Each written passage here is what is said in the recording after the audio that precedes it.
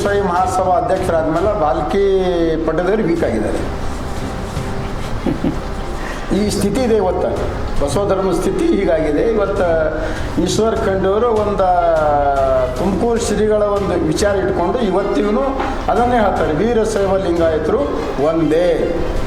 ಈಗ ಅದೇ ಮಾತನ್ನು ಇವತ್ತು ಕನ್ನೇರಿ ಸ್ವಾಮಿ ಹೇಳ್ತಾರೆ, ವೀರಶೈವ ಲಿಂಗಾಯತರು ಒಂದೊಂದು ಪ್ರೆಸ್ ಮೀಟ್ ಮಾಡಿ ಬಸವ ಸ್ವಾಮಿ ಅಂತೇಳಿ ಇವರು ಸವಾಲು ಬಿಡ್ತಾ ಇದ್ದಾರೆ. ಇವತ್ತು ಈಶ್ವರ್ ಖಂಡ್ರವರಾಗಲಿ ಕನ್ನೇರಿ ಸ್ವಾಮಿಗಳಾಗಲಿ ಇಬ್ಬರು ಯಾವುದೇ ಭೇದ ಇಲ್ಲ, ಇಬ್ಬರು ಒಂದೇ. ಹೌದು, ಮತ್ತೆ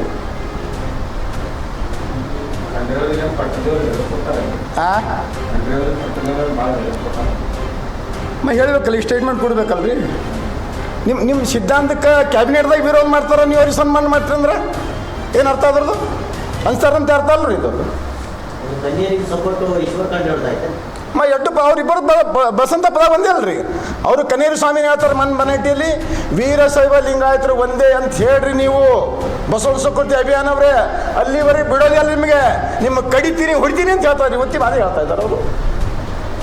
ಮತ್ತು ಈಶ್ವರ ಖಂಡ್ರೆ ಏನು ಹೇಳ್ತಾರೆ, ವೀರಶೈವ ಲಿಂಗಾಯತರು ಒಂದೇ, ಇದು ಯಾರಿಂದಲೂ ಬೇರ್ಪಡಿಸಲಿಕ್ಕೆ ಸಾಧ್ಯವಿಲ್ಲ ಅಂತ ಹೇಳ್ತಾರೆ ಅವರು. ತಿಳ್ಕೊಡ್ರಿ ಈಗ ನೀವು.